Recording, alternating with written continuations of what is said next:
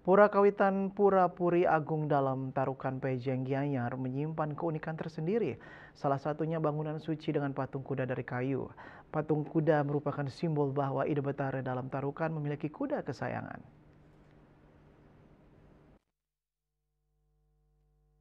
Pendesa Puro Bambang Nyoman Oko mengatakan sejarah patung kuda berawal dari pemugaran dan perluasan puro sekitar 1968. Ditemukan gedokan jaran atau kandang kuda. Diceritakan bahwa Ide dalam Tarukan sempat tinggal di daerah ini, memiliki kuda kesayangan berwarna hitam dengan bulu ekor menyentuh tanah.